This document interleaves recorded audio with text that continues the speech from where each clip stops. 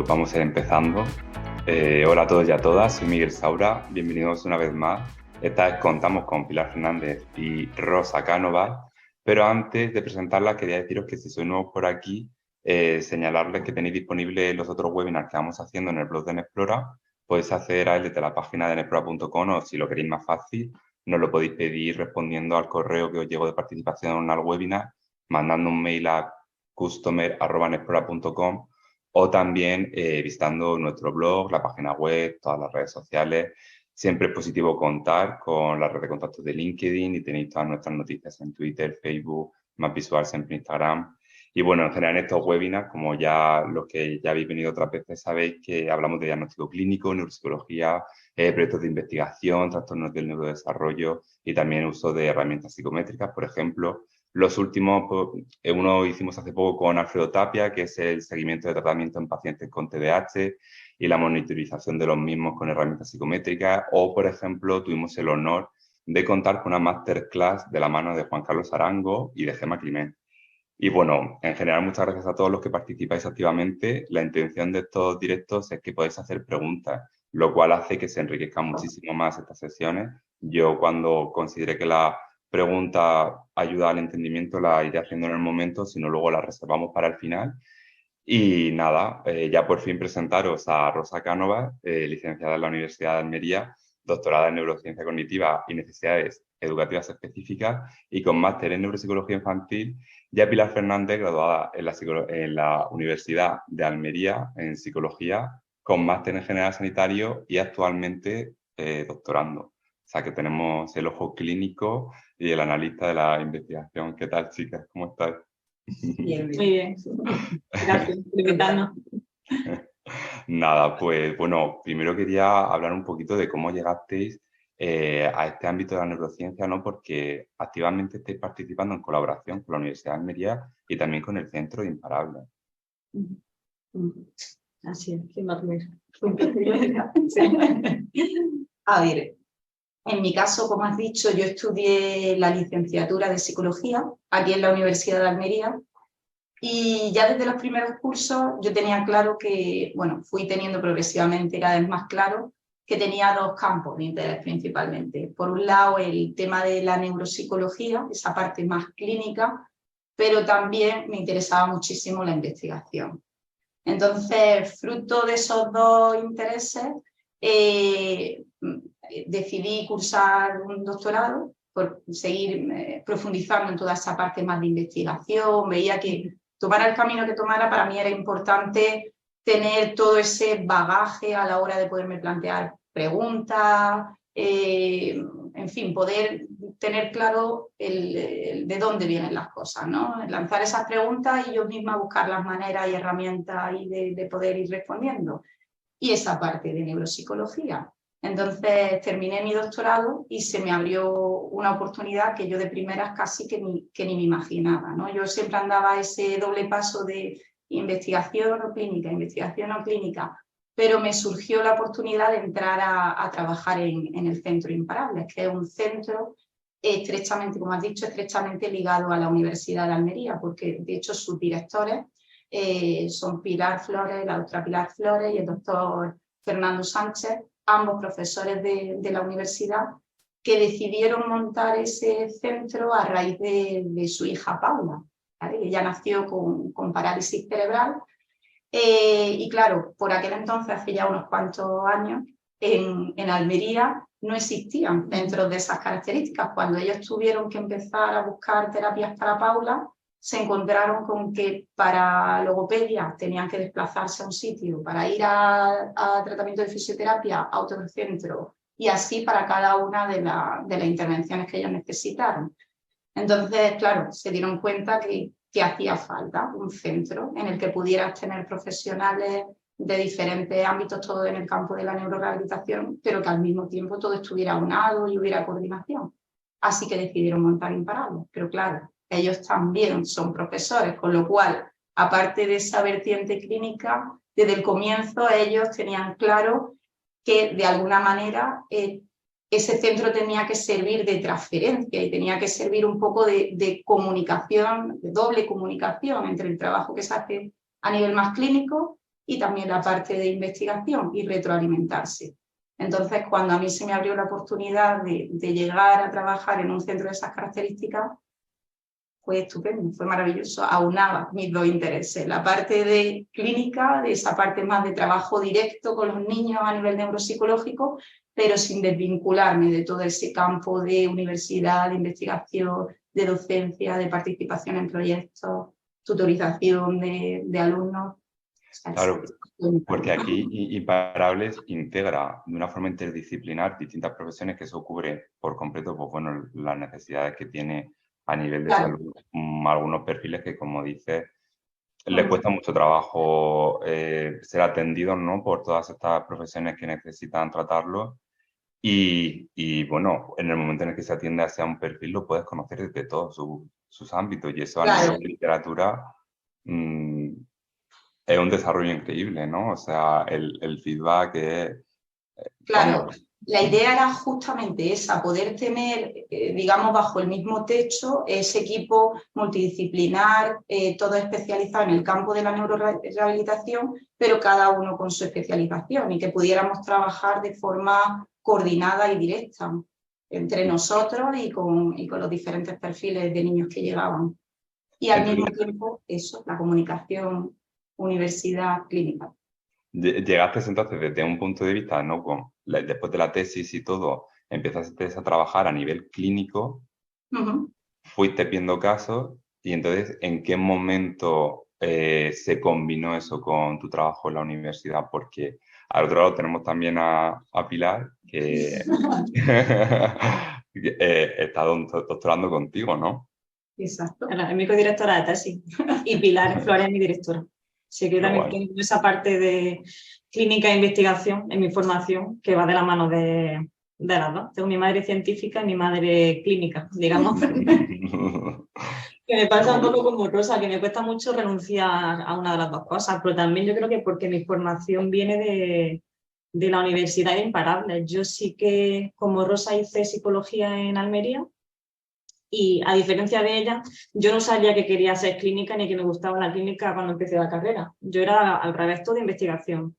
Pilar me dio clase en primero de carrera y me gustó mucho su asignatura de aprendizaje, me quedé un poco embelesada y hablé con ella para mostrarle mi interés, para saber cómo me podía dedicar a la investigación, y ella pues me acogió con los brazos abiertos y me enseñó en qué estaba trabajando en el laboratorio. Y entonces, cuando llegó el momento de hacer mis prácticas de la carrera, pues la hice en Imparables. Y ahí me di cuenta que lo que me encantaba el trabajo con los niños, que me encantaba la clínica y que me encantaba la investigación aplicada con los niños, ¿no? Porque al final ver ese trabajo que hacen ahí, como ha dicho Rosa, pues estar siempre a la vanguardia, ¿no? Intentar siempre adquirir pruebas o sistemas de tecnología que permiten pues, mejorar las valoraciones de los niños, mejorar sus intervenciones. Y después también, como eso tenía un traslado a la universidad, ¿no? Cuando hay un método que no sé muy bien si funciona, que creemos que puede ayudar a los niños, pero que no estamos muy seguros, cómo empezábamos a hacer estudios para intentar validar ciertos sistemas, y después que tuviesen una aplicación real, pues claro, ahí tuve mi dilema también de ¿qué hago? ¿Me quedo aquí en la clínica o me dedico a la investigación? Entonces hice el sanitario, pero finalmente me matriculé en el doctorado, pero con esta vertiente un poco de unión entre el trabajo con los niños y las tecnologías que usamos en la universidad. Claro, la clave para nosotros es que no es puramente o no solamente es un centro de atención, un centro puramente clínico, sino que siempre, o una de las líneas principales de trabajo del centro, es esa parte de investigación y de innovación, es decir, de ir buscando las nuevas herramientas que van surgiendo, las nuevas técnicas, nuevos protocolos y demás, y poderlos testar a nivel clínico, y luego de todos esos datos que recogemos a nivel clínico, también a su vez poder contribuir a toda esa parte de conocimiento teórico. Y de ahí que muchas veces los límites entre nuestros trabajos se diluyen mucho, porque estamos en constante coordinación y comunicación. Claro, porque esto para la gente que no conoce tanto Imparables, bueno, yo obviamente trabajamos muchas veces juntos porque analizamos algunas variables y os he visto también en congresos haciendo aportaciones magníficas.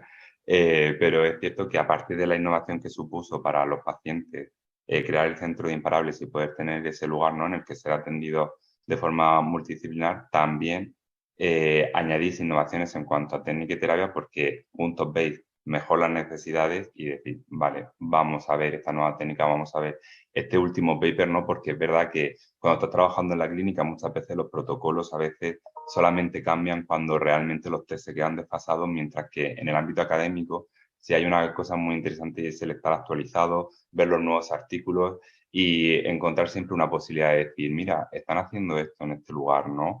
¿Cómo lo implementamos? Quería preguntar un poquito, cuando un niño llega a Imparables, ¿cómo es la atención que recibe? ¿Qué tipo de herramientas tenéis? Llega a consulta y más o menos ¿cómo es el protocolo? ¿Qué hacéis? Cuando llegan, nosotros atendemos a niños de los 0 a los 18 años. De hecho, de hace un par de años, el extenso de la población realmente se extendió también para atender población adulta, aunque yo sigo centrada solamente en el campo de la infancia. Pero bueno, cuando llegan las familias por primera vez al centro, lo normal es que, salvo que vengan para algo muy específico, como que tengan muy claro, oye, pues venimos a trabajar porque existe una dislalgia, o venimos a trabajar porque existe algo muy a nivel motor muy concreto y demás, realmente las demandas con las que suelen venir suelen ser más específicas, es decir, o bien porque desde el punto de vista familiar ellos han detectado cualquier tipo de dificultad o cualquier tipo de retraso en el desarrollo, o bien se lo ha dicho el entorno próximo, profesores, algún otro especialista y demás, pero la demanda con la que te vienen suele ser bastante abierta, en el sentido de, bueno, sabemos que algo no marcha bien, o le cuesta, va más lento en el cole, o se despista, o le está costando la lectoescritura y demás, es decir, como algo muy abierto en cuanto a inespecífico. Entonces, el punto de partida, en nuestro caso siempre es, salvo que ya sepamos, como te decía, que algo muy concreto de un área, es comenzar por una valoración neuropsicológica. Siempre se parte de una entrevista con la familia, un poco pues para tratar de delimitar ese posible problema, ¿no?, que ellos te vienen explicando, en el sentido de, bueno, intentar explorar a todos los niveles, tanto a nivel de antecedentes familiares, como a nivel de desarrollo del propio niño, desde cuándo ocurre esto, en qué contexto le ocurre, incluso un poco esos motivos que desde el entorno atribuyen, ¿no?, a por qué creen ellos que puede estar pasando y demás, de tal manera que nos podamos hacer como esa primera, digamos, panorámica de por dónde puede ir. Y desde ahí ya, bueno, y cuestionarios también que se le pasan a la familia y demás, en función de lo que vayamos también un poco viendo en esa primera entrevista. Y desde ahí se pasa a hacer una valoración con los niños. Primero solemos partir de pruebas un poco más generales, un poco para tratar de hacer un rastreo más general de todos los procesos cognitivos, y ya en función de lo que se vaya viendo, recurrimos a pruebas más específicas para la valoración. Entre ellas, como la mayoría de los perfiles, independientemente luego del diagnóstico que nos vienen, están esas dificultades o esas quejas a nivel atencional y demás, entre ellos aula. Aula suele estar, o sea, en esa franja de edad que manejamos, suele estar en la mayoría de nuestras valoraciones. Pero porque además, como decimos, es una herramienta con la que llevamos testeando y trabajando mucho tiempo, llevamos muchos niños y realmente la utilizamos porque nos aporta mucha información a nivel de, pues eso, de esa valoración. Además, es súper guay porque tenemos aquí los dos puntos, ¿no? Pilar, que llegó cuando se estaba integrando la herramienta, sí. y tú estabas antes de la... Sí, verdad que... Ella lo tiene ahí grabado eso. Sí, es verdad que eso, uno de los ejemplos del centro con respecto a la innovación fue Aula, porque realmente a día de hoy seguimos siendo el único centro de Almería, de la provincia, que tiene la CAFA, ¿no?, que tiene la prueba. Entonces, claro, justo cuando yo me incorporé con una beca de investigación a Imparable al centro, lo primero que vi fueron las gafas de realidad virtual. Esas primeras que usabais, que se ponía el móvil en la capa. Sí. Y el flick. Exactamente, el flick verde. Entonces, claro, justo era como la novedad en el centro y al mismo tiempo que Rosa empezó a incorporarlo en sus evaluaciones, ¿no? Para ver pues, si de verdad le aportaba más información, menos información, cómo le ayudaba a entender o a matizar el perfil de cada niño, ¿no? Dónde está su dificultad. Nosotros, a raíz también de, bueno, pues de sus valoraciones, de que sí que le servía a la hora de entender dónde estaban las dificultades de los niños, claro, nos parece una herramienta muy útil a nivel de investigación, porque quizá una de las críticas para muchos paradigmas experimentales es que no tienen validez, ¿no? Que al final es muy difícil recrear en un contexto de laboratorio, en silencio, con un examinador, ¿no? Quizá ciertos comportamientos, ¿no? Reclutar ciertas funciones cognitivas y veamos que con aula todo eso se eliminaba. Entonces, claro, esa información a nivel de investigación, para de verdad entender un diagnóstico o un trastorno del desarrollo, nos parecía que tenía una potencialidad increíble y justo ahí empezamos a crear una base de datos enorme, tanto con las valoraciones que Rosa recogía, porque cuando hacen esa entrevista inicial sí que se pide a los papás, a las familias, si ceden parte de esos datos a investigación para que nosotros, claro, podamos hacer estudios, podamos usarlo. Entonces yo conozco los protocolos de evaluación de Rosa, las escalas que usa, y en investigación usamos escalas similares para después poder aunar los datos.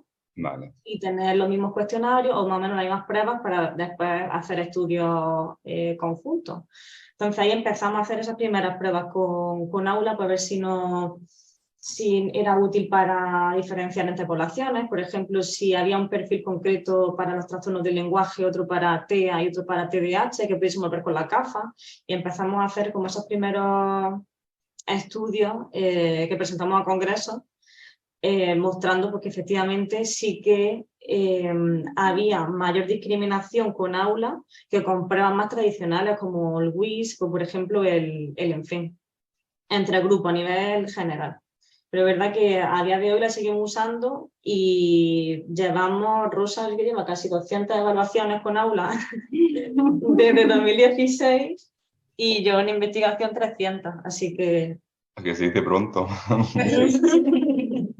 ¿Cómo era la Rosa antes de que llegara a aula, la evaluación de atención, cómo la gestionaba? ¿Te refieres a nivel de evaluación? Sí. Claro, lo que nos encontrábamos al final es un poco como decía Pili, que teníamos todas esas pruebas más tradicionales, más de lápiz y papel, que a nosotros es verdad que desde el punto de vista clínico yo siempre recalco un poco eso, que no es tanto lo que decimos siempre, no es tanto el número que tenemos en la prueba, sino el cómo va realizando esa prueba. O sea, toda esa parte de ir viendo durante la realización de las tareas cómo las va ejecutando el niño o la niña, de qué recursos tira, qué tipo de estrategia utiliza y demás. Pero claro, eso lo teníamos que...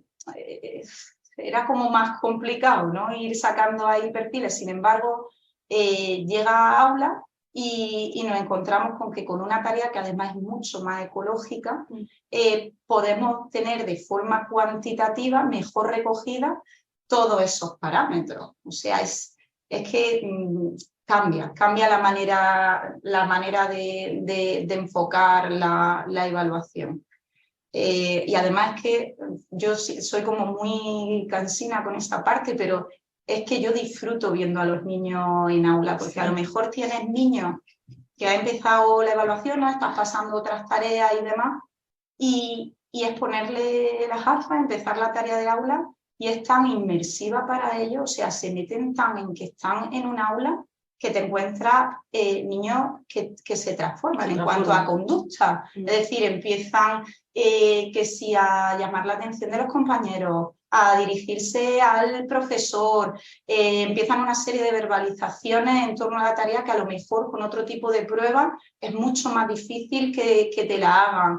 Ves todo ese cambio en el movimiento, o sea, como algunos con las gafas puestas y todas se levantan, se mueven por la sala, se echan de rodillas, se le olvida que llevan el mando.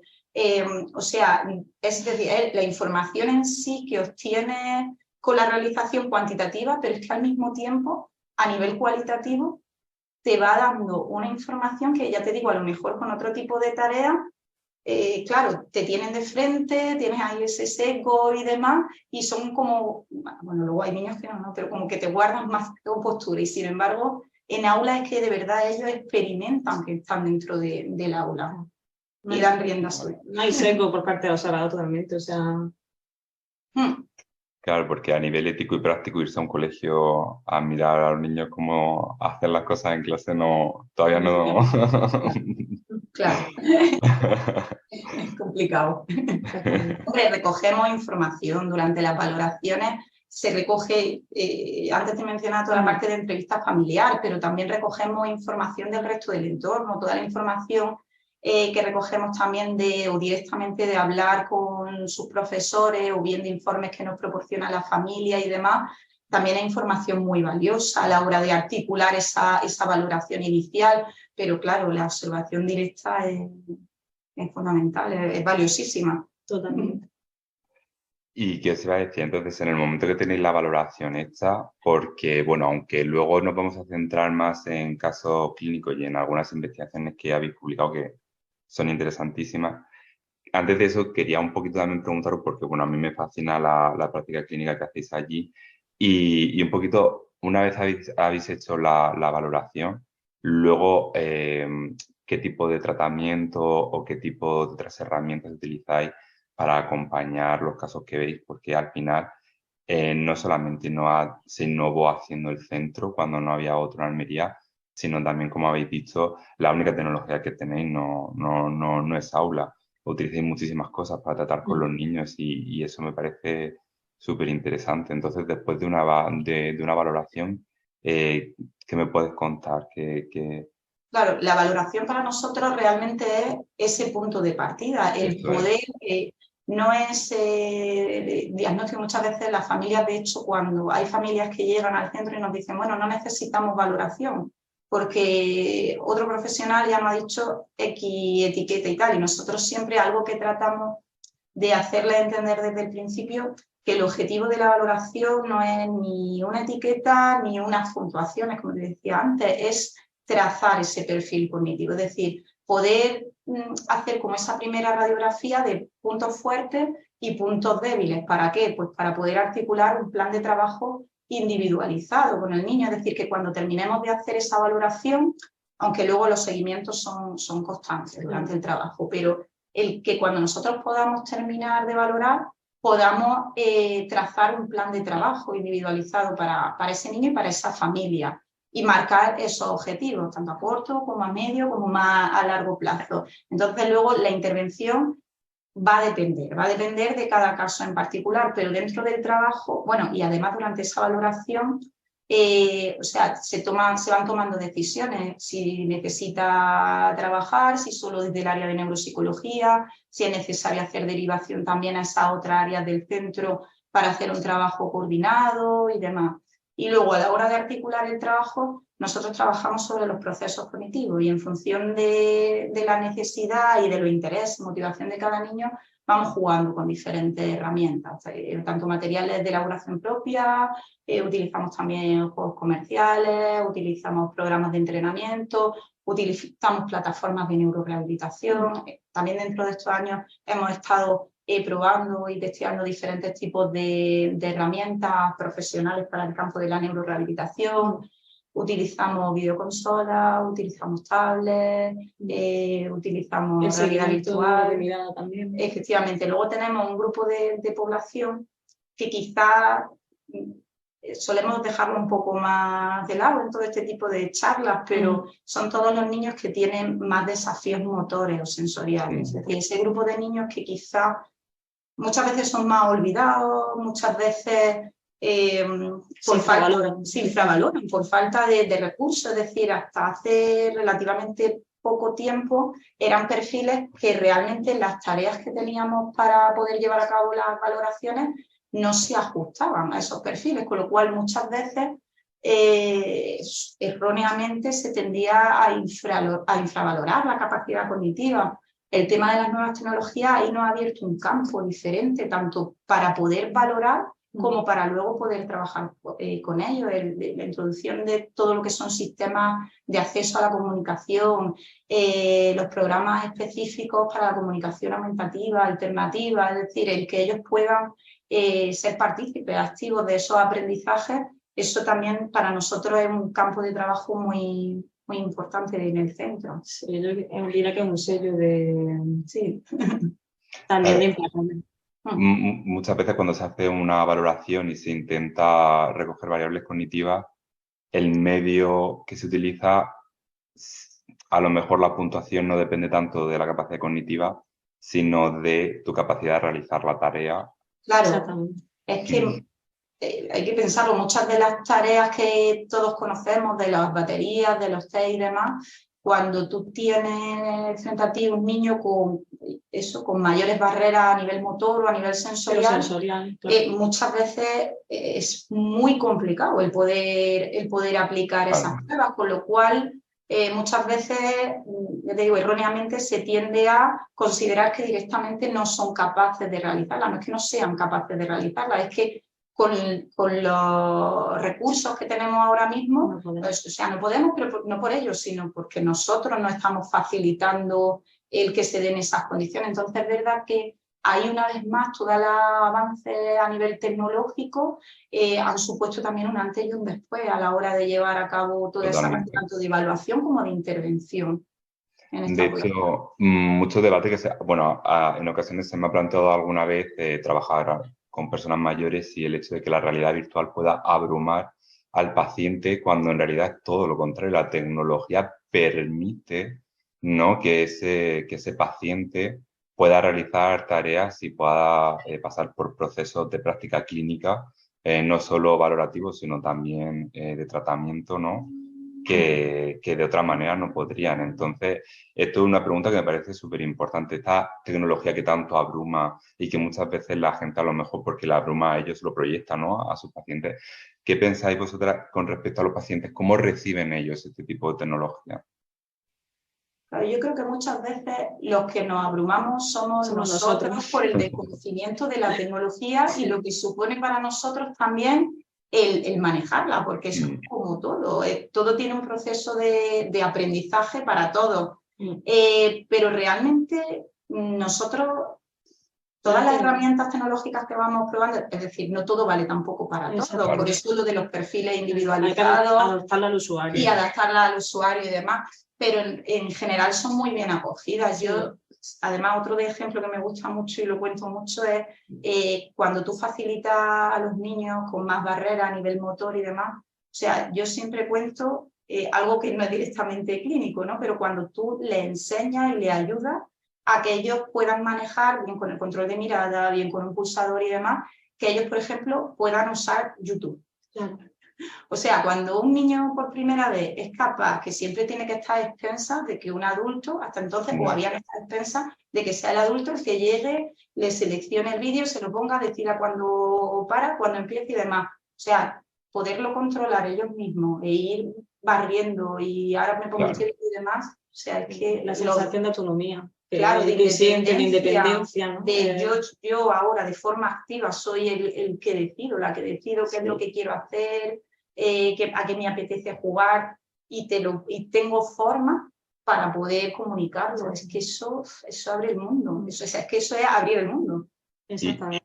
Y la realidad virtual al final es realidad, ¿no? Es virtual, pero es realidad. O sea que eso también facilita un montón este tipo de perfiles, ¿no? Pues desarrollar esa autonomía en un mundo virtual, pero bueno. Claro, y entrenar. Es real al final.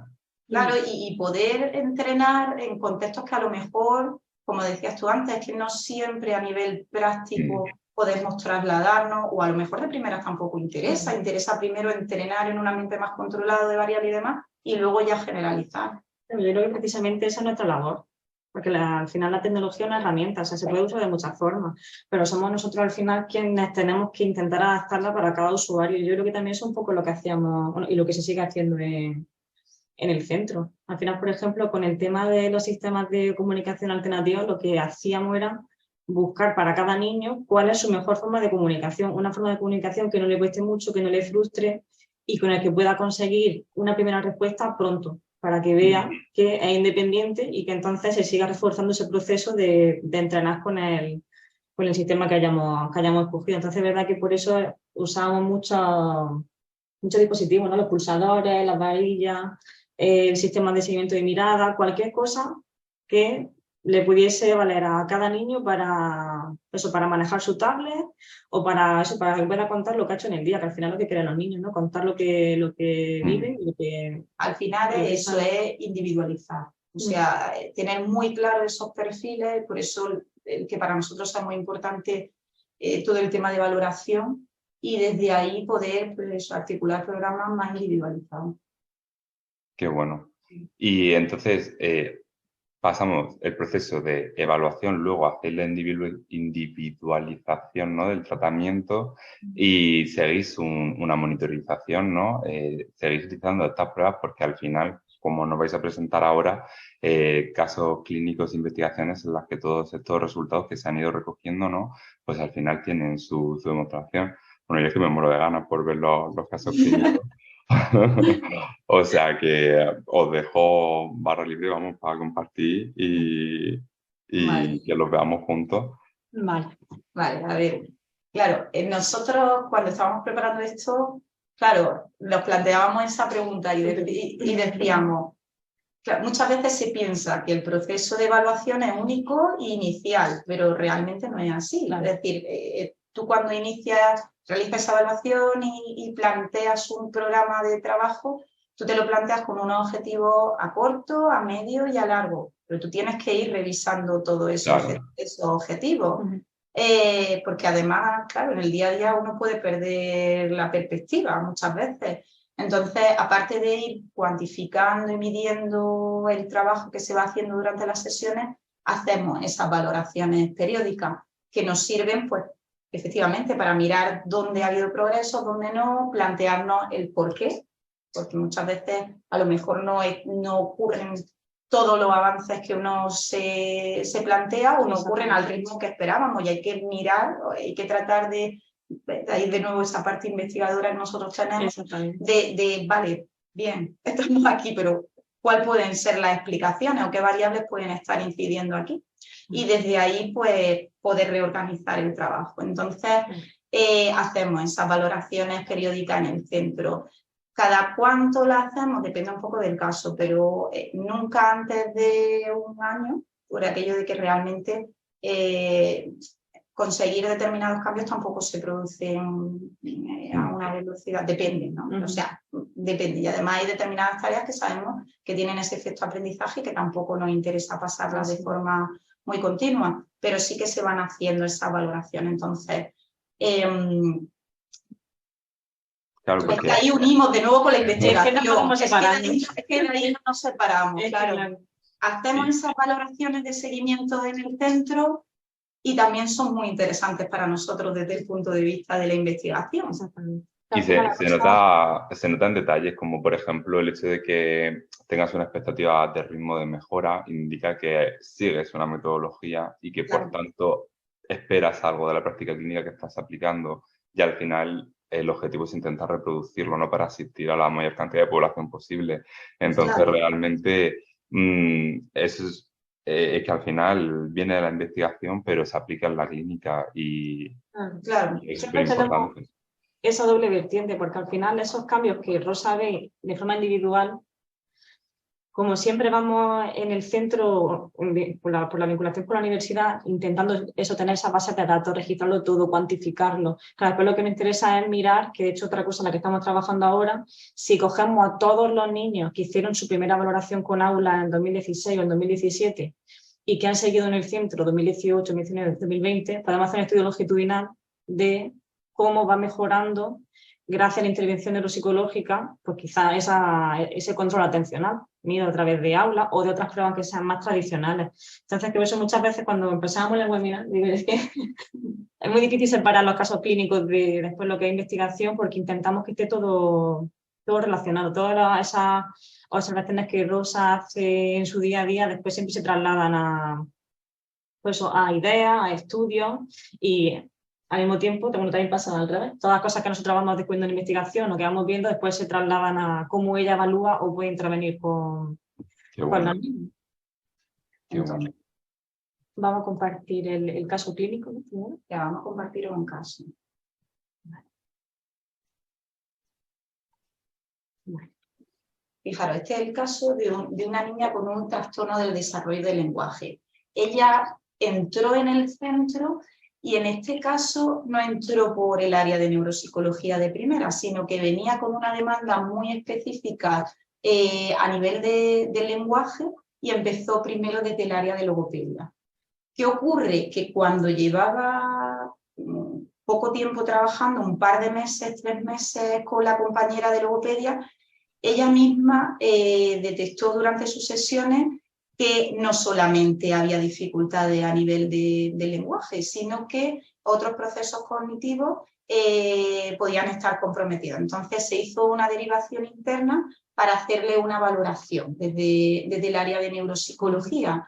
Una valoración que fue muy extensa, pero entre todas las pruebas, una de ellas fue AULI, ¿vale? Entonces, en esa primera valoración, nosotros sí que detectamos que hay dificultades a nivel de atención, a nivel de ese control inhibitorio, funciones ejecutivas y demás, ¿vale? Entonces, es un caso que se ha estado trabajando en el centro y con el que luego hemos hecho seguimiento. Esos seguimientos que, como os digo, a veces hacemos anual, bianual y demás, para ir viendo la evolución. Entonces, si paso, fijaros, cuando se valoró por primera vez en 2018, fijaros, de una chica que en principio solamente un poco la demanda y un poco lo que se había detectado desde el entorno próximo, tanto familiar como escolar, eran esas dificultades que ella tenía en el lenguaje, de acceso al léxico, a nivel expresivo, a nivel incluso comprensivo.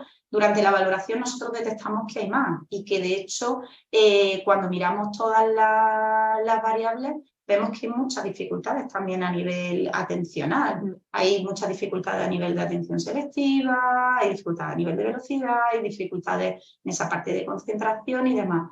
Empieza el trabajo combinado tanto desde logopedia como desde neuropsicología.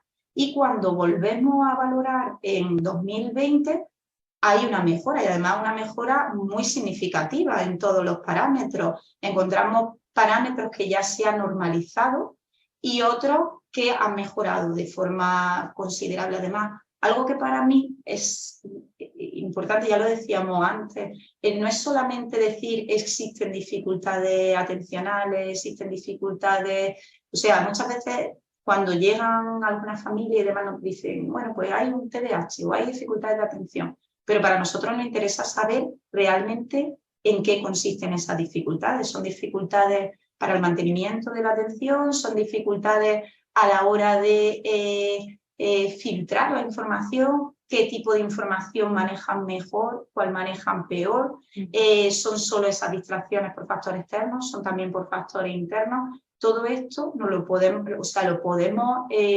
delimitar mucho mejor con la ayuda de Aula. En el caso de ella, para mí es muy bonito el caso. Este es el que tengo, no, el de esto. Es muy bonito porque además representa muy bien dónde estaban las dificultades de ella. Ella era una niña que de primeras venía por esas dificultades en el lenguaje y cuando nos ponemos a mirar con Aula, vemos también cómo en mayor medida las dificultades son con la presentación de esos estímulos auditivos. Y vamos viendo cómo con el trabajo van mejorando, pero aún así mantiene con toda la parte más de lo que es más auditivo, verbal. Entonces, eso solamente tiene dificultades de atención o tiene un trastorno del desarrollo del lenguaje, eso no es información suficiente a la hora de plantear un programa de trabajo, ¿vale? Entonces, es un caso que, como veis, conforme vamos trabajando, sí. Esta es la última. Exactamente, esta es la última, claro, es que tenéis de 3 años, he dicho de 2, pero tenéis el 2018, el 2020 y el 2022, ¿vale? Como ya en la última medición que hicimos a finales del año pasado, se han normalizado la ejecución en todos los parámetros, ¿vale? O sea, hay un avance significativo y real y cuantificable en este caso. Entonces, eso es también lo bonito y lo valioso para nosotros de la herramienta. No solamente esa valoración inicial, sino que también nos ayude luego a poder seguir haciendo esos seguimientos. Qué bueno. Es que aquí yo veo dos cosas súper importantes, ¿no?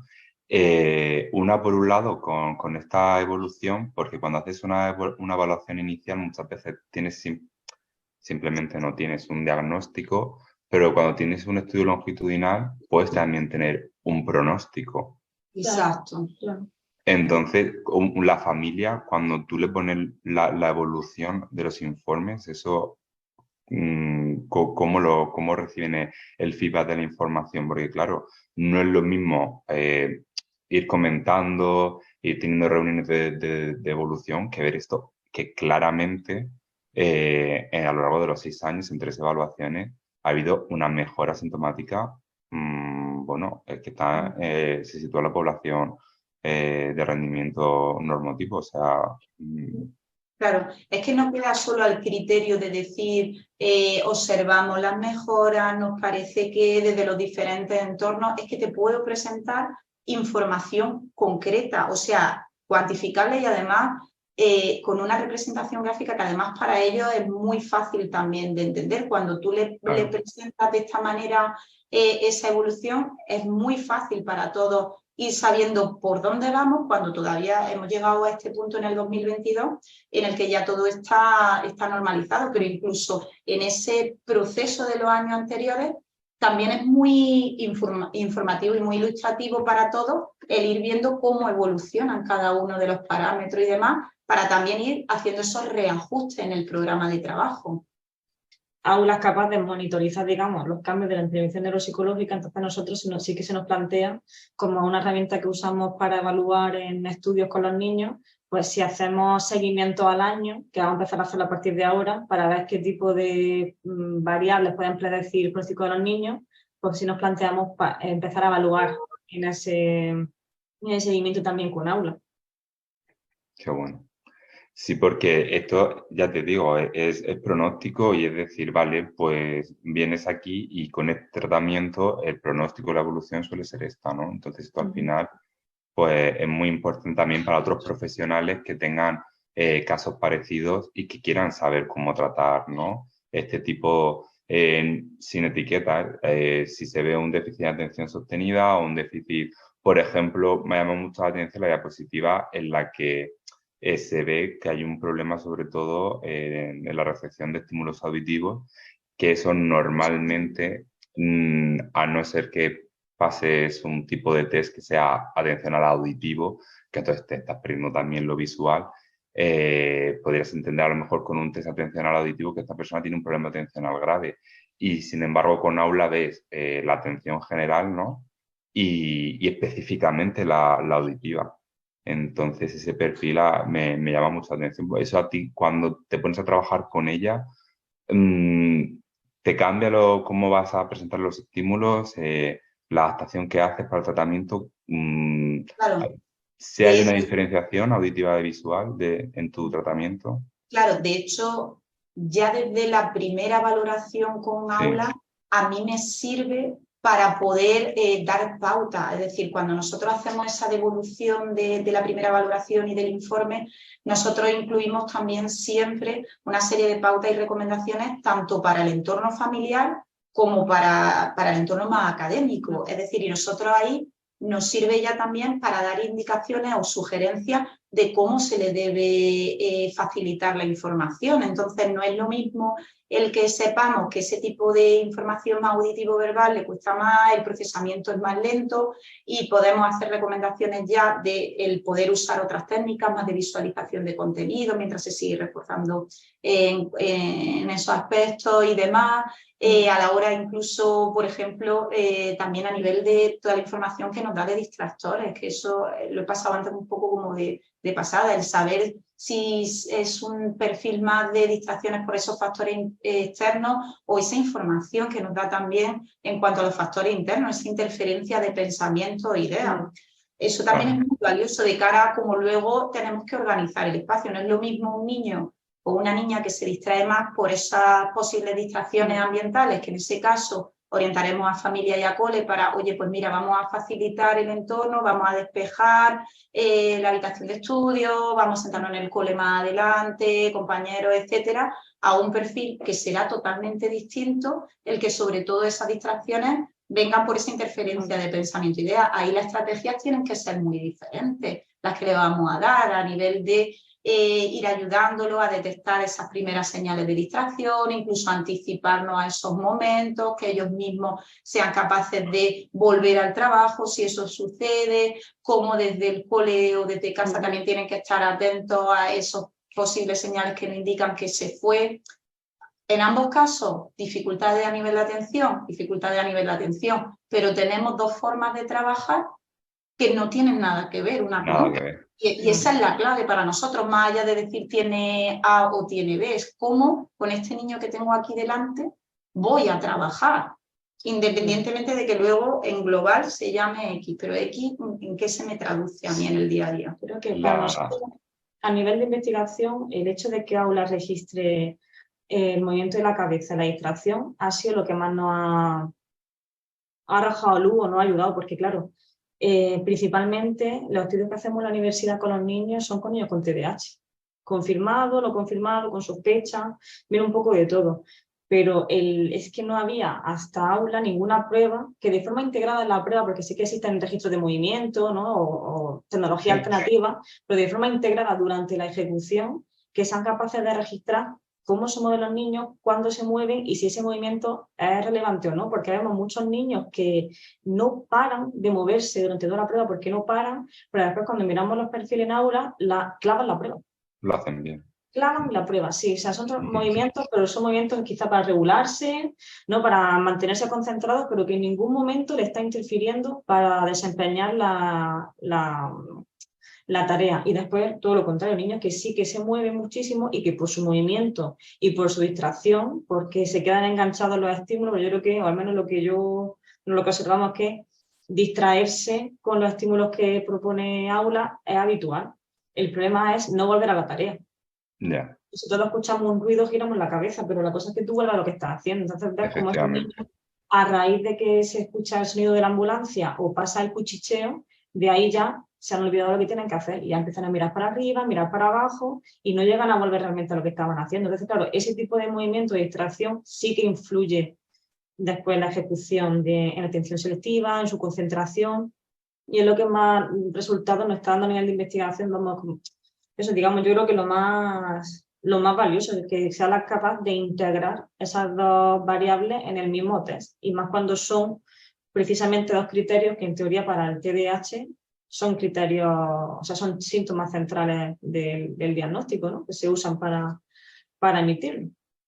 Claro, aquí estamos también con una vez pasamos del diagnóstico, la necesidad de valoración, empezamos a ver si un elemento externo puede ser distractor o puede ser estimulante, o si una actividad motora espontánea puede ser adaptativa o no.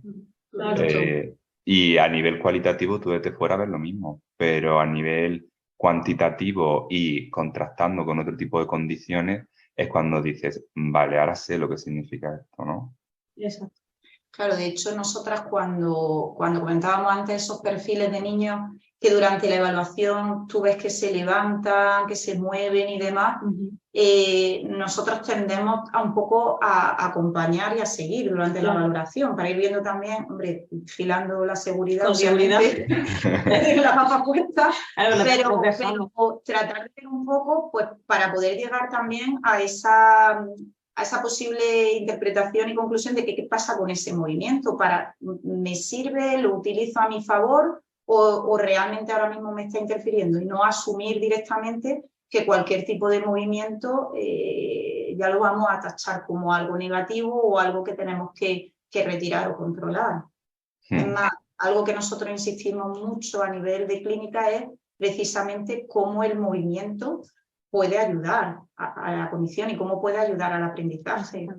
Y en verdad explicarle y conseguir que entiendan que hay actividades que no tienes por qué hacerlas sentado, que podemos hacer otro tipo de sedestación que podemos hacerla de pie, que podemos cambiar la actividad y hacerla en movimiento, a veces es difícil que de primera llegue un poco la gente a entenderlo un poco y a aceptarlo, hasta que no lo ven. Yo diría que como curiosidad, la mejor prueba que he visto de aula, los mejores resultados, fueron de una niña que se levantó de la silla, le dio la vuelta a la silla e hizo aula de pie, dándole la vuelta a la silla. Y yo, claro, yo pensaba para mí, madre mía, no, me lo está haciendo. Y después cuando vi el informe aluciné.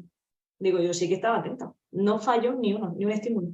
Qué fuerte. Pero, claro, molesta, me imagino esa niña en clase se levantará, pues sí, precisamente tenía queja por ser muy disruptiva en clase, por ser muy chinchona, por levantarse, por no hacer caso, y tenían sospecha de, pues, de que si podía haber un problema atencional o de autorregulación, pero después es verdad que, claro, cuando la ves cómo se mete en la clase, realmente se levanta, que era la queja por la que venía al estudio, pero que no interfiere en absoluto con el nivel de atención que está prestando, pues la verdad es que te sorprende mucho verlo en datos. O sea, verlo objetivamente, no solo por lo que reportan los profesores o por lo que dicen las familias. Y de ahí volver desde el dato a tener esa parte que decíamos antes de cómo, o sea, qué valor tiene para nosotros tener todo este tipo de gráficas, pues que es una manera también de respaldar lo que el profesional le estamos diciendo a la familia. No es solamente un, pues que lo dice fulanito, no, espérate, fulanito lo dice porque tiene una serie de datos que confirman lo que te está diciendo y que avalan toda esa información. ¿Me enseñas el estudio? Sí, bueno, seguimos. Seguimos. Bueno, el siguiente, no sé si enseña el entrenamiento o... Bueno, vamos a ir con la intervención, como hablamos de intervención, ¿no? Como ha dicho Rosa, bueno, la explico muy bien antes, el centro Imparable, bueno, también por la vinculación con la universidad incorporamos nuevas tecnologías. Entonces, una de las tecnologías con las que cuenta el centro es la neuromodulación, que no sé si la habéis escuchado, pero es la administración de corriente, ¿no? Para estimular ciertas funciones cognitivas, funciones motoras. De hecho, Imparables tiene un servicio de neuromodulación en el que actualmente sí que están trabajando, sobre todo con población adulta.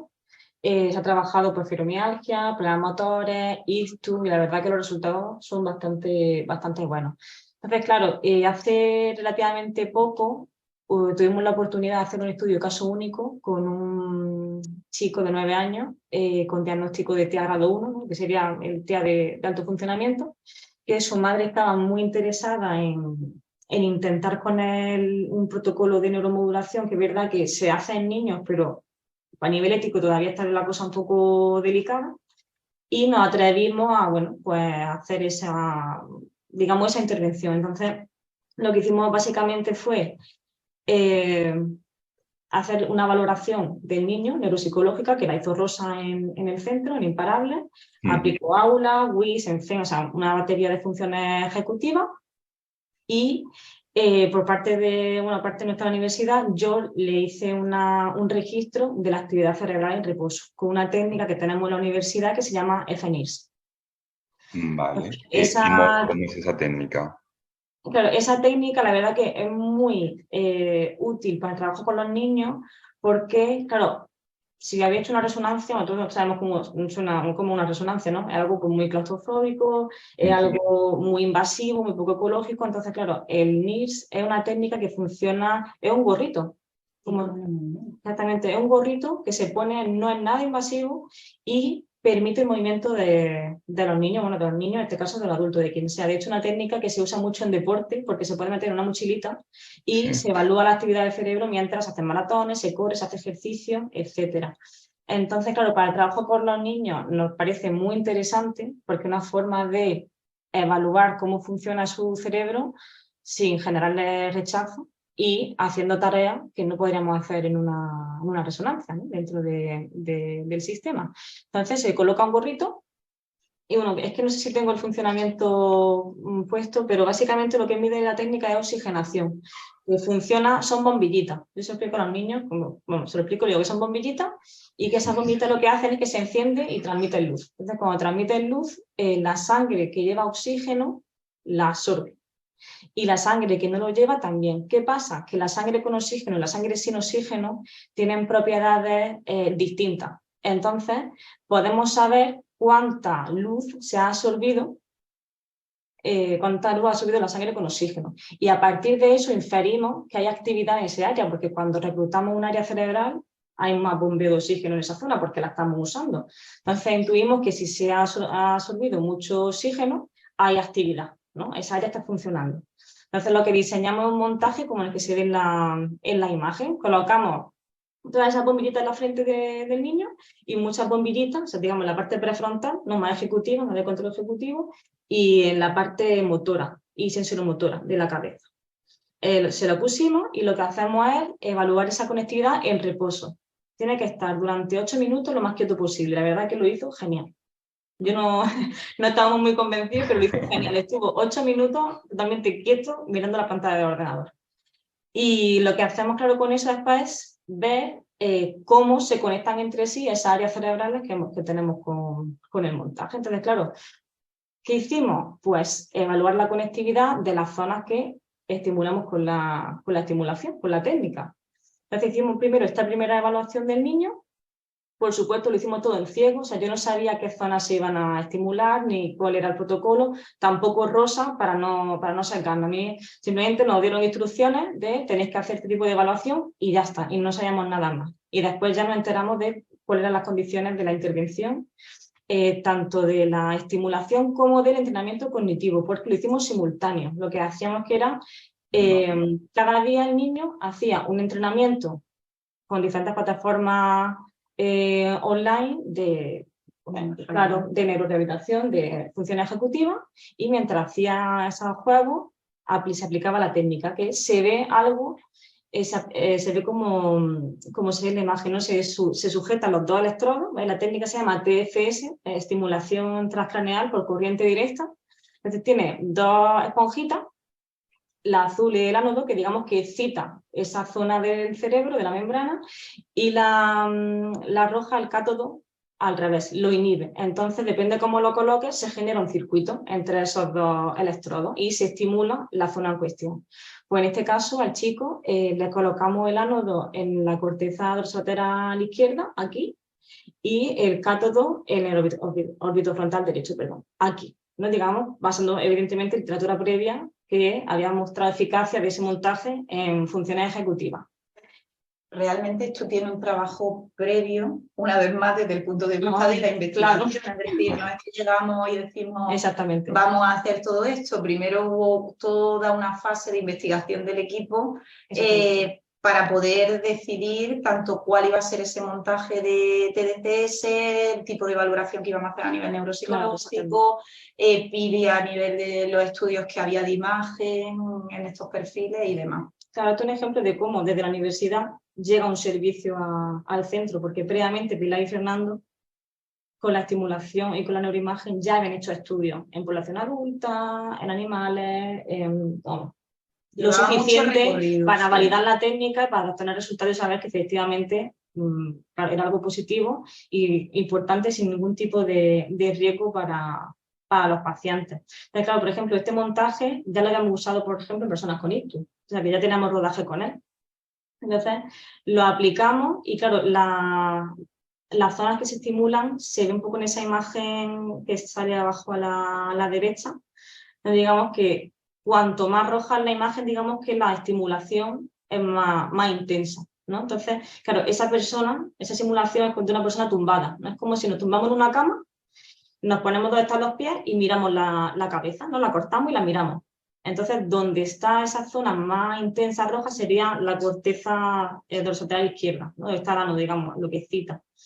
Y después de estas 10 sesiones, volvimos a evaluar. Es verdad que es un caso único, muy complicado, o sea, no podemos hacer estadísticas, pero sí que hicimos una valoración cualitativa de cuál había sido la mejoría del niño en las pruebas. En el caso de aula, como no existe ese efecto de aprendizaje, pudimos pasarlo de nuevo. En las otras pruebas, lo que hicimos fue pasar pruebas paralelas, ¿vale? Por eso del efecto de aprendizaje. Exactamente.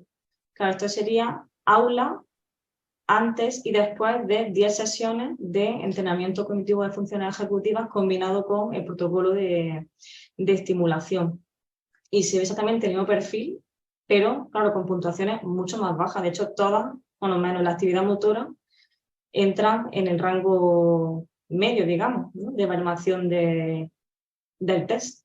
Claro, esas 10 sesiones además se distribuyeron en 2 semanas de trabajo. Claro, consecutivas, por supuesto. De lunes a viernes. Fueron 2 semanas consecutivas. Entonces, es verdad que en la evaluación inicial del niño, las principales dificultades eran de autorregulación y de actividad motora, que después se vieron reflejadas esas cajas de demanda digamos, de la mamá en aula, y que después de las 10 sesiones de intervención sí que se vieron reflejadas una mejoría a la hora de hacer de nuevo el test. Qué fuerte. Precisamente. Eso en cuanto a aula, ¿no?, que aquí... Pues, en 2 semanas me habéis dicho, ¿no? Sí, fueron 10 sesiones. Claro. Aquí, bueno, porque tenéis aula, pero las otras pruebas no pudisteis hacer monitorización con ellas, ¿no? Bueno, los dos pasamos paralelas, pero es verdad que no volvemos a lo que decíamos, no te permite tanta precisión y son tan sensibles como lo es aula a los cambios. Exactamente. Solamente con ellas no hubiéramos tenido tan claro ese perfil de mejora, más vago ahí, porque claro, el cambio a nivel de todo, tanto de directas como de escalas, no es lo mismo. Exactamente. Claro, eso, claro, que fue lo siguiente, mirar, bueno, de nuevo todo en ciego, porque incluso los análisis lo hicimos en ciego, o sea, nosotros no supimos nada hasta que el trabajo estaba realmente completo. Cuando vimos los resultados de la conectividad, es verdad que son un poquito complicados de interpretar, pero digamos que en la imagen podéis observar que hay diferentes áreas cerebrales. Tenemos el dorso lateral, que es del epífice, órbito frontal, que está aquí en la frente, y una zona que es parietal. Entonces, las líneas que unen esos puntos reflejan cómo desconectadas están esas áreas. Cuando hay una línea muy gruesa, quiere decir que esa área, su correlación es muy alta.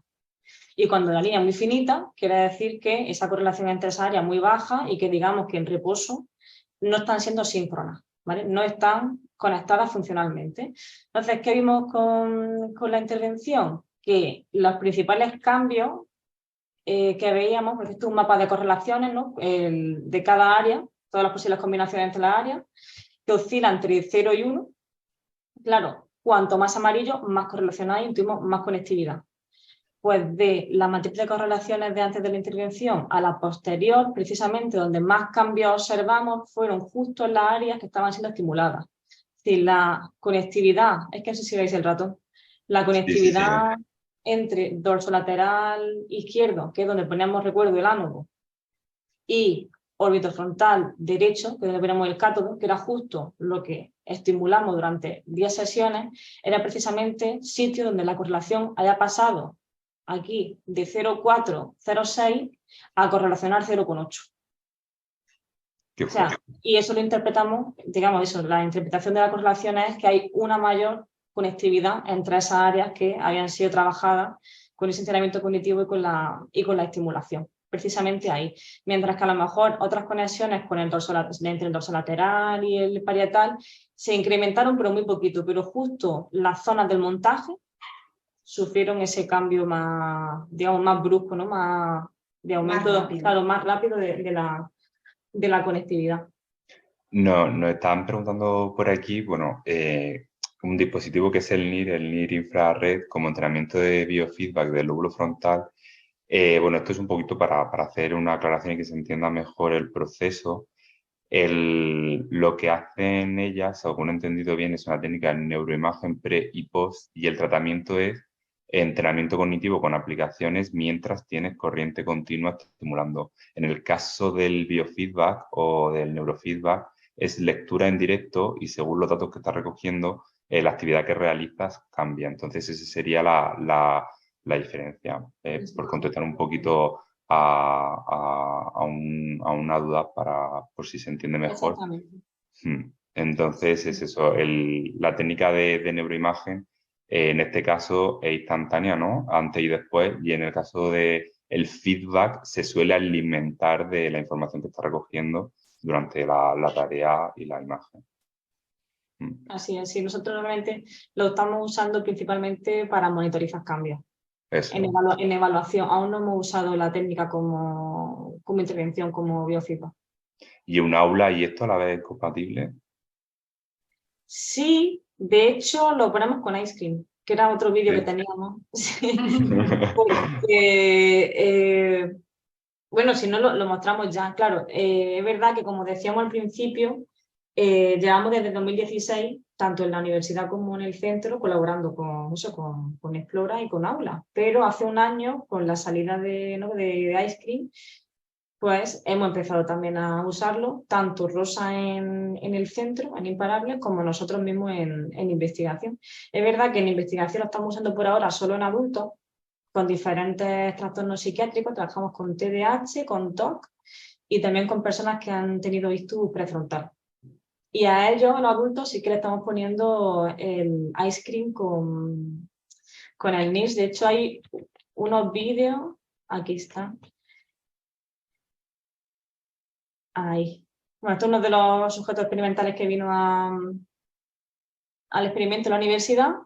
Si lo veis mover las manos, está justo dando los turnos y repartiendo el helado. Entonces ahí se ve cómo tiene las gafas puestas. Claro, este vídeo lo veis con mascarilla porque es un vídeo de un paciente que vino en pandemia, entonces ahí todavía estábamos con los protocolos de seguridad, pero si os fijáis, no tiene la banda de la óvulo blanca encima de Es verdad. la cabeza, porque con esa banda tan gruesa no podemos poner la neuroimagen. Lo que hicimos es hacer otra de velcro negra mucho más finita y un poquito más extensa para poder colocar el casco de neuroimagen, el NIRS, y que la banda no le apretase mucho, porque si aprieta los óstodos, que son, digamos, las bombillitas, hay un mal registro de la señal.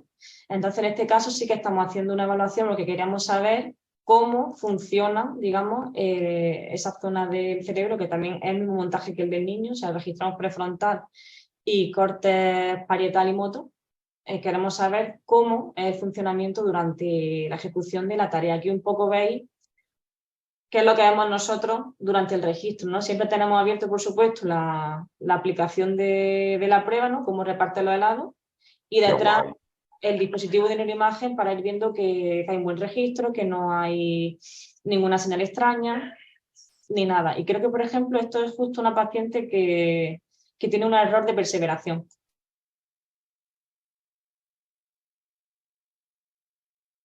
No sé si se escuchará. Antes Sí se escuchaba, ¿no? y no sé por qué ahora no. Ah, pero está pensando. Como consulta el libro, ¿no? Y se vuelve a equivocar. Entonces, un poco lo que queremos después ver con la neuroimagen es eso, es ver si podemos ver cómo funciona, cómo es la conectividad de esta área, quizás en función del diferente tipo de pacientes o de personas que cometen errores, ¿no? O que perseveran frente a personas que sí que hacen la tarea adecuadamente. Y tenemos un poco la filosofía de la evaluación. O sea, a nosotros no nos importan las categorías diagnósticas, nos da igual que la persona sea TDAH, TOC o tenga cualquier etiqueta. Evaluamos igualmente, hacemos una evaluación completa de función ejecutiva, porque creemos que es algo transversal. Igual que el caso que ha presentado Rosa de Tel, en teoría se podría pensar que no hay ninguna dificultad atencional, porque quizás es un caso más para logopedia, pero después sí que se evidenciaba que era una niña que sí que tenía grandes dificultades de atención y de inhibición, de regulación del comportamiento. Y además es que a raíz de esas mejoras también en esos procesos cognitivos, en esa atención, en ese funcionamiento ejecutivo, eso contribuye a su vez. Es decir, yo siempre digo, los cortamos en cachitos, los parcelamos a la hora de evaluar, de intervenir, de plantearnos los casos, pero luego somos algo global y cada cambio en un proceso va a influir en los demás. Entonces, hay que tener esa imagen mucho más global y más abierta a entender realmente los perfiles en su conjunto, porque es que además es que es la única manera en la que luego esos programas van a estar bien orientados y van a ir al foco del trabajo que necesita, en mi caso, los niños, al niño, adulto, en fin, la persona que nos lleva. Así es. Al final esto es algo que además en estos webinars ha salido más de una vez como tema que es muy relevante, ¿no? El diagnóstico clínico está basado en una evidencia a base de recoger registro de conducta, pero es que ahora las medidas y los datos están cambiando, entonces me parece normal que a ti la etiqueta en un principio no sea tu objetivo, porque al final están, vamos, bajo revisión a riesgo de ser redefinidas esas etiquetas. No a lo mejor la etiqueta, pero sí la manera de diagnosticarla o cómo llegar a ellas, o ambas incluso, ¿no? El Claro, método diagnóstico del DSM claro, o los la manuales. idea es bucear en los diagnósticos, es decir, no quedarte, como decíamos al principio, en es que mi hijo tiene un diagnóstico de TDAH o tal, porque luego a nivel práctico, a nivel clínico, todo lo tenemos claro. Dos niños bajo una misma etiqueta y no tienen por qué tener nada que ver. Ese ejemplo que decíamos antes, tan básico de los distractores, pero ¿a qué es más sensible? ¿A distractores externos o a factores internos? ¿Qué tipo de atención es la que está más afectada? ¿O es más una cuestión en la velocidad de procesamiento o en la autorregulación de conducta? Es que uno al final tiene que bajar y un poco, pues eso, irte a ser capaz de ser más... más concreto, más preciso en qué es lo que está ocurriendo, porque si no, efectivamente, cuando uno oriente el plan de trabajo, puede ir muy desencaminado, y de ahí muchas veces el que no se produzcan los cambios, o no al ritmo o no de la manera que esperábamos. Pero de hecho, en el grupo de investigación, justo lo que estamos trabajando en nuestra línea, en la que tú mencionabas, Miguel, es redefinir. O sea, nosotros las evaluaciones que estamos haciendo con los niños y con los adultos es precisamente para intentar cambiar la forma en la que se diagnostica los trastornos de salud mental o los trastornos del neurodesarrollo. E intentar resolver un poco pues, todos esos problemas que hay de que hay muchas etiquetas que se usan como un cajón desastre, de que hay mucha comorbilidad y que al final hay pacientes que tienen en teoría etiquetas distintas y que se parecen mucho más entre ellos que pacientes que tienen la misma etiqueta. Entonces, claro, nosotros a lo mejor partimos porque el hecho de que esos criterios que son válidos, ¿no? Que también vienen de la investigación, pero que se han usado con otro tipo de medidas o con reportes, en el caso de los niños, o observaciones de terceras personas, como son los papás o como son los profesores, no tienen por qué coincidir con la evaluación objetiva del niño. Entonces, claro, al final, cuando vamos a plantear una intervención, lo que nos sirve es la evaluación objetiva del niño, sus puntos fuertes y sus puntos débiles, no tanto ¿no? lo que se puede observar en diferentes contextos, ¿no? Que al final también es algo volátil, es algo que cambia y que está sujeto a la percepción de cada persona. Entonces eso es precisamente lo que estamos haciendo. Por eso estamos empleando ice cream o aula o otro tipo de tareas que diseñamos nosotros en la universidad para intentar ver qué perfiles existen en general, independientemente del diagnóstico que puedas tener, ¿no? Pero qué perfiles de niños, de adultos existen, para después ver cómo puede aportar eso, si se puede trasladar a la clínica, al diagnóstico, y entonces a los profesionales ayudarles un poco a dirigir la intervención. Qué bueno. Nos preguntan por aquí si el NIR se asimila en cuanto a precisión al electroencefalograma cualitativo usando algoritmos como Z-Loretta para identificar actividad cerebral. El NIRS, más que reemplazar al EEG, lo que hace es complementarlo. De hecho, en la universidad, en una estancia que hice en Alemania, lo pusimos de forma conjunta, porque lo que ocurre es que el NIRS tiene muy buena localización espacial. Tú pones la bombillita, ¿no? Digamos el óstodo, en el dorsolateral y sabes que esa señal viene de esa zona, 100%. Y eso es lo contrario que le ocurre al EEG, ¿no? El EEG como que recibe las señales muy rápido, pero no puedes saber de dónde viene toda esa electricidad.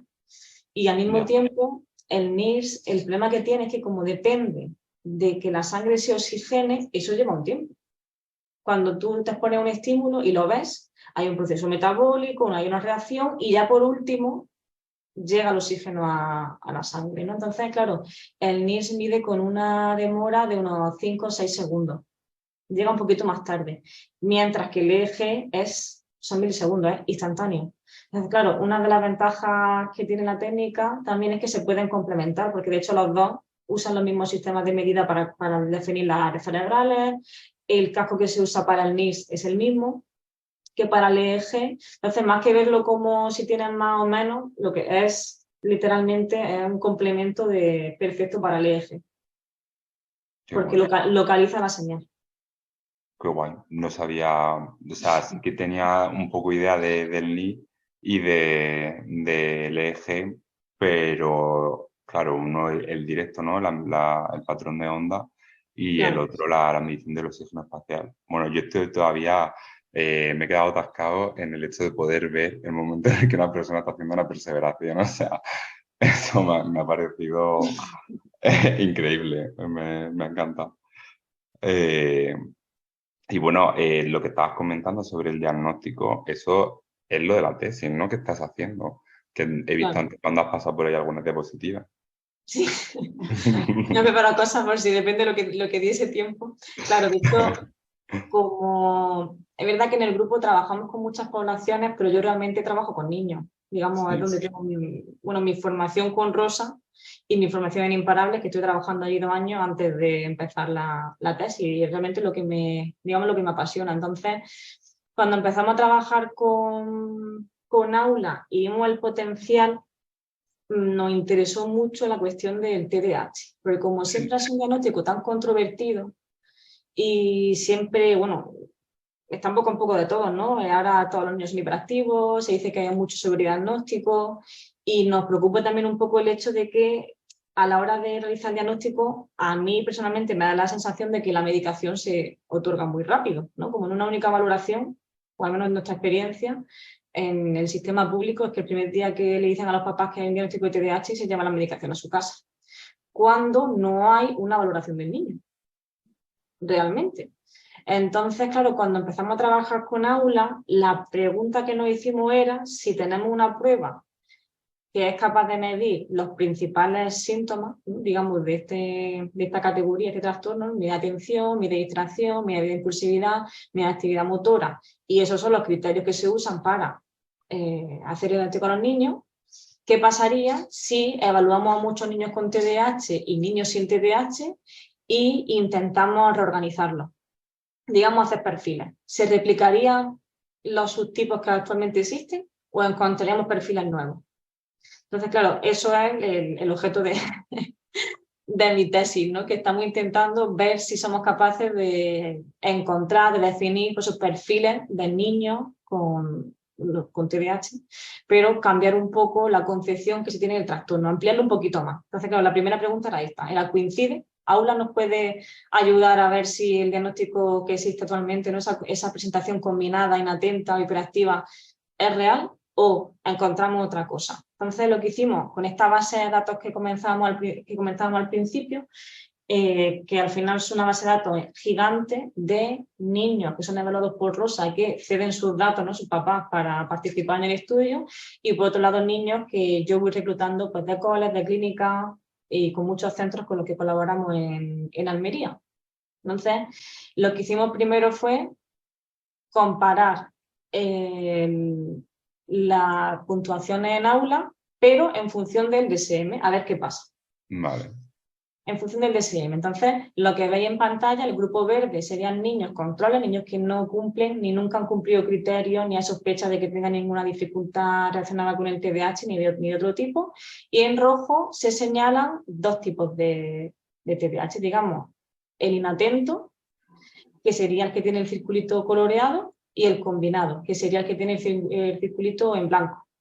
Entonces, claro, ¿qué esperábamos nosotros? Decíamos, bueno, pues si coincide cómo se construyen los criterios y lo que evalúa Aula, lo que tendríamos que ver sería que los niños que tienen un perfil en teoría combinado, porque cumplen esos criterios los cuestionarios de los papás, porque la queja esa, deberían tener alta actividad motora y deberían tener comisiones, que al final es la medida de impulsividad, porque en teoría debería verse ese perfil y deberíamos esperar que los niños que tienen un subtipo en teoría inatento sí que tienen una buena ejecución o, digamos, normativa, ¿no? Por debajo de 60 en las comisiones y la actividad motora, porque en teoría son niños que quizá es una cuestión más de lentitud o de atención selectiva o de concentración.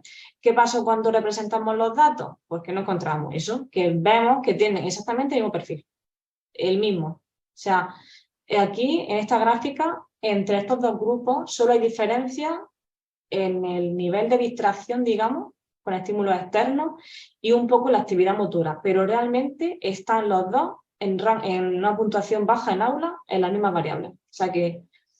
Y además llama la atención porque son las puntuaciones que más se asemejan en los dos tipos de perfil, son las puntuaciones que suelen medir todos los test, omisiones y comisiones, sobre todo los escritos, y las puntuaciones que nos arrojan un perfil distinto son las de tiempo y foco atencional, que son las que... nuevas. Tiempo no solamente de aula, son todos los test computerizados que gracias Sí. a la tecnología podemos medir el tiempo con precisión.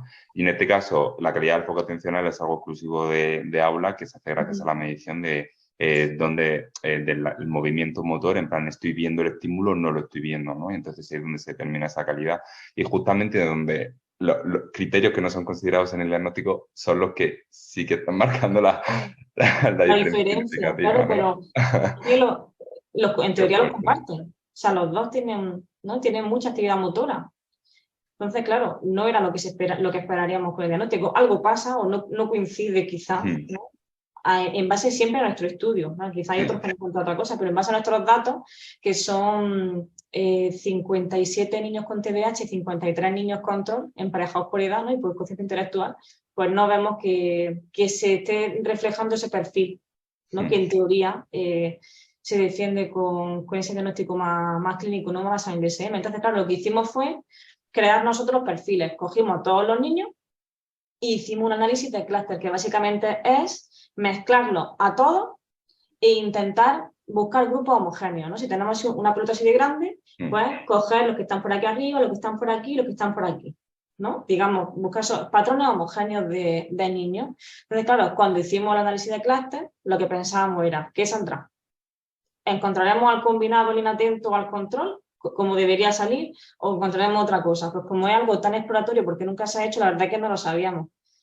Pero sí que esperábamos que no íbamos a encontrar los subtipos del DSM, porque estudios que se han hecho con otras funciones ejecutivas nunca han encontrado que el DSM replique cuando se mide objetivamente a los niños. Entonces, era lo único que podíamos esperar. Y esto fue lo que encontramos. Parece un poco lioso, pero básicamente, si os fijáis en los dos perfiles rojos, ¿vale? Esos dos perfiles rojos son niños mayoritariamente con TDAH. Se encuentran en dos grupos. Los perfiles verdes son, en esa muestra de 53 niños que eran controles, la mayoría son controles. O sea que al organizar grupos, sí es verdad que se discrimina entre niños que lo hacen mal, niños que lo hacen bien, los que lo hacen bien son controles, los que lo hacen mal son TDAH. Y hay un perfil ahí intermedio de niños que no están ni en los grupos que están, digamos, en rango clínico, ni en los grupos que lo hacen muy bien. Están como con ligeritas dificultades, pero que no llega a ser algo muy significativo, que muchas veces lo que pasa en la realidad, ¿no? Entonces, claro, lo que veíamos era que esos dos grupos que están en rojo, que representan, vamos, son el 90% de la muestra con TDAH del estudio, no replican tampoco los perfiles del DSM, porque vemos de nuevo dos grupos de niños que tienen omisiones, que hay mucho decremento de la vigilancia, ¿no? Esta sería la medida de la desviación típica del tiempo de reacción, digamos, atención sostenida. Los dos se distraen y los dos se mueven muchísimo. ¿Qué fue para nosotros la diferencia? Que tienen un perfil en espejo, que mientras que uno responde muy rápido y tiene elevadas comisiones, digamos, ¿no? O sea, desinhibición de respuesta, el otro es todo lo contrario, son niños que tienen un procesamiento de la información mucho más lento y que no cometen absolutamente ninguna comisión. Entonces, claro, al ver esto, a nosotros lo que nos hace pensar es que quizá esa velocidad de procesamiento y en las comisiones, ¿no? Medir a través de aula, sí que pueden ser dos procesos que te ayudan a hacer un diagnóstico diferencial de los niños, pero quizá la actividad motora no, porque quizá los niños, cuando hay una dificultad de atención, simplemente se mueven. Da igual que tengan un diagnóstico de TDAH inatento. Es que lo tengan basado en síntomas clínicos, ¿no? O en cuestionarios, no quiere decir que no sean niños que no se vayan a mover durante la prueba. Entonces, eso para nosotros, estas medidas como que nos arrojaron mucha luz. Nos traen un poco para entender cómo funciona la atención a los niños. Y es verdad que a raíz de ver los perfiles, Rosa, por ejemplo, pues otra base que tenemos siempre entre investigaciones y clínica, sí que nos dio esa clave del tema del tempo cognitivo lento, que era una literatura que yo desconocía, pero que ella sí la manejaba porque le servía mucho, bueno, lo lee mucho en su día a día por los niños, y sí es verdad que ahora estamos muy enfocados en eso, en cómo puedes tener un problema de atención por dos motivos, o bien porque hay un problema de lentecimiento, y claro, si soy muy lento, tardo en responder, o tiendo a distraerme más con pensamiento interno, o digamos otro tipo de distracción, y cómo puedo tener un problema de atención, pero porque estoy constantemente moviéndome, me estoy distrayendo y evidentemente si no miro la pizarra, pues no voy a contestar.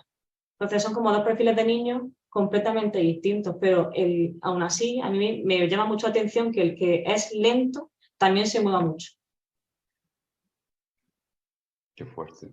Entonces ahí estamos, viendo a ver si, bueno, está en proceso de publicación y claro, evidentemente pues con esta base de datos seguiremos a ver si lo replicamos, ¿no? Para intentar ahondar un poquito más estos perfiles, a ver si los podemos trasladar a clínica y de verdad tienen implicaciones pues, a nivel de terapia para los niños o a nivel académico, a nivel escolar. Es que no solo salen perfiles atencionales dentro de la patología, que también salen perfiles atencionales dentro de la normatividad. Claro, pero por eso... Es que eso a nivel, por ejemplo, pedagógico, me parece, vamos, valiosísimo para todo. De hecho, si os fijáis, la... ¿Bajo qué criterio? Disculpa. Sigue, No, sigue. eso, que hay líneas discontinuas porque son dos reflejos. De hecho, si os fijáis, la línea roja discontinua, si omitimos la actividad motora, borrarla, imagina que eso no existe. Y nos quedamos la gráfica hasta aquí, Sí. las líneas discontinuas son iguales.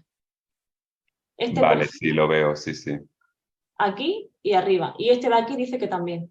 Para Vale. abajo y para arriba. Y las líneas que son sólidas les pasa lo mismo. Este perfil de aquí es todo la subida y elevado y este perfil de aquí es la subida y elevado. O sea que realmente es algo dimensional. O sea, no es una cuestión de tener un problema de atención o no tenerlo. O sea, no hay una diferencia entre los niños una diferencia cualitativa, digamos, entre niños con y sin diagnóstico. Es un continuo. Entonces, claro, ¿qué pasa? Que tenemos dos perfiles, uno que lo hace bien y otro que lo hace súper bien, que sería la línea sólida, ¿no? La mayoría de las puntuaciones están un poquito más bajitas, ¿no? Y son mejores. Pero claro, cuando esos dos perfiles los empezamos en el continuo y los lleva al extremo, pues claro, tiene dos perfiles iguales, pero con dificultades atencionales. Entonces, menos la actividad motora, por lo demás son perfiles en espejo. Son iguales. ¿Qué creemos nosotros que pasa con la actividad motora? Que como es algo que sirve para regularse, al final surge cuando tienes problemas. Entonces, claro, los niños que están en los grupos, digamos, controles verdes, no tienen ningún problema para hacer la prueba. Entonces, no tienen a lo mejor esa necesidad de autorregular su comportamiento. Pero los dos grupos que salen, que tenemos clínicos, que sí que hay un problema atencional, esos niños sí que necesitan en ese momento quizás esa regulación. Entonces ahí por eso creemos que los dos se disparan y no se mantienen los perfiles hasta el final, porque es algo situacional, es algo contextual. En ese momento lo hacen, a lo mejor después no. Bueno, yo es que ahora mismo estoy mentalmente, después de lo que acabas de explicar, escalando muchísimo, ¿no? Porque, claro, ¿bajo qué criterio hacemos cosas como la organización de los alumnos en clase? Si es porque van a recibir un tipo de organización de materiales y de enseñanza bajo una teoría psicopedagógica que se adapta a sus capacidades cognitivas, y si películas como Divergente al final van a ser más realidad que ficción, ¿no? Ya estoy ahí. Yo ya empecé a volar, ¿no? No, pero es cierto, es que la realidad supera la ficción y esto es ciencia, pero no ficción. O sea, al final cosas como el DSM tienen que ser cambiadas y claro que funciona vuestro tratamiento, claro que mejoran las capacidades, porque es que las estáis tratando bajo un punto de partida y un diagnóstico que bajo el punto de vista de la metodología científica es muchísimo más correcto que una práctica clínica desorganizada, ¿no? Y al final, dentro de la salud mental, pues bueno, necesitamos mucha organización de práctica clínica para poder ofrecer el servicio bueno, una demanda que obviamente ahora mismo no podemos cubrir por muchos profesionales que seamos y que ojalá la tecnología nos siga ayudando para poder seguir atendiendo, ¿no? A estas personas. Bueno, es que estoy flipando. Me parece súper interesante, Pilar. O sea, qué guay. Bueno, no sé si quiere hacer alguien alguna pregunta sobre el tema o quieren comentar algo. O si se os ha quedado a vosotras algo por decir para ir cerrando el webinar, que yo seguiría teniendo abierto igualmente, ¿no? No sé. Pero yo me he quedado aquí. No, yo nada, que gracias por invitarnos a contarnos lo que hacemos, porque la verdad que claro, ¿qué vamos a decir nosotras? Pero vemos muy importante que no se pierda ese trasvase siempre entre clínica e investigación, porque es verdad que es necesario que la investigación no se quede entre cuatro paredes, ¿no? Y se desligue del trabajo real con la familia, de las dificultades que tienen los niños, de cuáles son los problemas reales que tienen de verdad. Y por otro lado, que a nivel clínico hay que estar actualizando, no es importante, pues eso, sí, pues no quiero decir innovar, pero ser consciente pues, de a lo mejor de las nuevas corrientes, de los nuevos avances que hay, porque eso al final redunda en una mejora práctica clínica, en una mejora en la evaluación, en la intervención. A veces es verdad que yo siempre lo digo, la práctica clínica te arrolla. O sea, en la investigación bueno, en la investigación también. Pero es verdad que o sea, puede llegar un punto en el que, claro, es tan demandante el día a día que se puede muy fácilmente perder de vista todas estas cuestiones, tanto a la hora de innovar, de estar al día, de recoger, de cuantificar y demás, pero es que a nuestro modo de entender es que no hay otra forma de llegar a ello. O sea, necesitamos de toda esta coordinación, de todo este trasvase de información y de toda esta cuantificación para tener claro qué es lo que estamos haciendo, hacia dónde vamos, es decir, dónde estamos y hacia dónde tenemos que ir. Y atender a esas cuestiones de por qué a veces las cosas no salen como nos planteamos que tienen que salir, que también ocurre muchas veces. Entonces, poder contar con todos estos avances nos ayude mucho a entender mejor todos estos perfiles. Sí, al final es un trabajo en equipo, porque Sí. muy cerrosa es muy complicado ser increíble en las dos cosas y hacerlo muy bien, ¿no? En los dos ámbitos, porque son muy demandantes. Pero al final tener como esa mezcla, ¿no? De compañeros que quizás se dedican más a una cosa y picotean de la otra y viceversa, sí que te ayuda después a la hora de discutir, de hablar, de entender cosas, a mejorar los protocolos en ambos sitios, ¿no? A mejorar unas evaluaciones que hacemos en la universidad, pero también a mejorar cuáles son los protocolos en el centro. Al final el trabajo es durísimo porque es picar datos. Son muchas horas recabando información y analizándola y eso mezclarlo con el trabajo porque manejar la salud de las personas, valorarlas y preparar el tratamiento es agotador. Y tener la fuerza de sentarte delante de un Excel para decir voy a cuantificar todo esto porque es que al final es la civilización, ¿no? Transmitir la cultura. O sea que, bueno, se están felicitando todos por los comentarios y no me parece menos. Así que nada, quería agradeceros una vez más que hayáis venido, que hayáis participado. Me parece súper interesante y estoy deseando que te publiques la tesis para compartirla. Y nosotras. Nos queda poco. Es que el mundo lo necesita y al final, no es verdad, sí, te puede abrumar más o menos, pero bueno, es así. Así que nada, quiero agradecer también a todo el mundo que se ha quedado aquí hasta el final, que han sido prácticamente todos por lo que está viendo y nada, que os seguimos viendo en estos webinars. Así que un saludo a todos y mil gracias. Muchas gracias a todos. Chao.